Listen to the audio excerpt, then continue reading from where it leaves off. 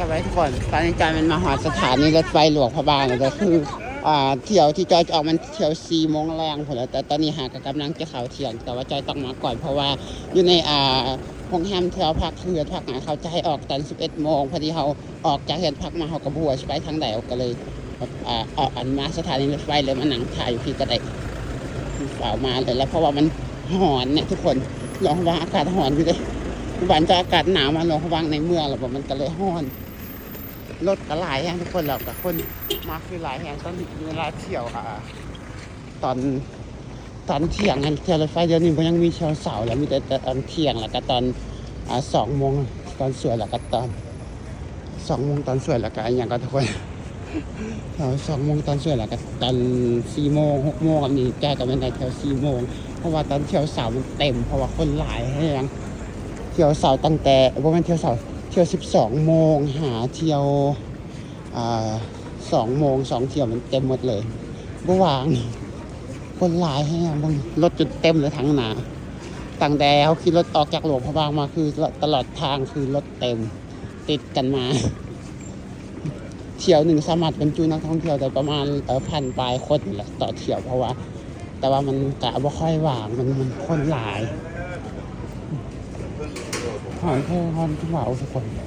เราจะไปพักกับผมอยู่ทางในไปตักแอร์ทางในบางคนต่อแถวกันนะคะทางในเพราะว่าก่อนเขาจะเข้าทางในก็ต้องมีตีรถไฟแล้วทุกคนคือตั๋วรถไฟนะคะเขาบ่มีเขาก็บ่สามารถเข้าไปนั่งทางในได้คนทางในคนก็เต็มทางนอกคนก็เต็มหอนคนหลาย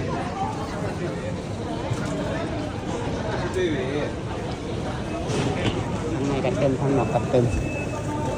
แล้วที่หนังเดี๋ยวหนังเท่านี้ก่อนก็ได้ไปนครหลวงแต่เที่ยว4 โมงคุณนะไปเที่ยว4 โมงคุณนั่งนี่ก่อน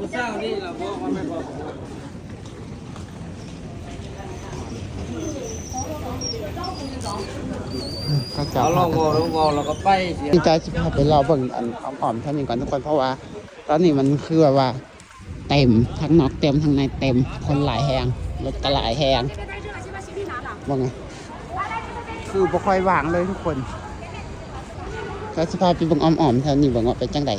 เพราะว่าตอนนี้ใจยังบ่ทันฮอดเที่ยวของใจตอนนี้กำลังจะเข้าเที่ยวแหลกตอนเที่ยงรถไฟออกใจมันได้เที่ยว4 โมงแรงพุ่นน่ะบางทุกคนทั้งลุมก็เต็มเลยแหละรถแดดก็ร้อนเราทำส่งนะโคตรหลายเลยเบิ่งสถานีรถไฟหลวงพระบางโคตรหอนขึ้นหน้าหวานแล้วใจกับว่ายักกะว่าแรงอย่างสิมาแต่ว่าถึงวันแรงมาใจกับวันหยุดอยู่คือเก้าอยู่หลวงพระบางเพราะว่าวันเที่ยวพักเขาว่าให้ออก11 โมง 12 โมงเขาจะทำความสะอาดแล้วก็จีรับลูกค้าคนใหม่เขาในโรงแรมแบบนี้ก็เลยต้องออกแล้วหิบมาเลยมากับมาพักก็เลยอยู่แถวสถานีรถไฟหลวงพระบางเลยรถหลายแท้เลยว่ะเมื่อไงทุกคนต่อกล่นกันมาเรื่อยๆนะรถนะมื้อนี้เป็นมื้อวันอาทิตย์เนี่ยแห้งหลายคนเลยแหละแบบนี้เลยสถานีรถไฟที่เห็นคนมาหลายเท่าจอยสังเกตบางก็คือนครหลวงเวียงจันทร์เมืองหลวงประเทศลาวแหละก็หลวงพระบางนี่แหละแต่ว่าแถววังเวียงกาสีบอกบ้านไหน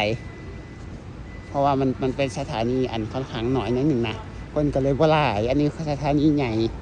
แต่ว่าเมื่อทางบกแก้วเมื่อทางบกทางในทางลงน้ำท่ากับว่าแน่ใจว่ามันว่าทางรถอันนี้มาทางลงน้ำท่าจากเมืองอุดมไซนะมันก็รถหลายเกือบหนีบออันนี้กับว่าแน่ใจคือกันแต่ว่าที่หูใจคิดว่าหลวงพระบางนี่หลายที่สุดแล้วล่ะเอาที่สังเกตเบิ่งแล้วพบกันในคลิปหน้าทุกคนเดี๋ยวจังหน่อยจะพาเขาไปเบิ่งทางในไปจังไหนไป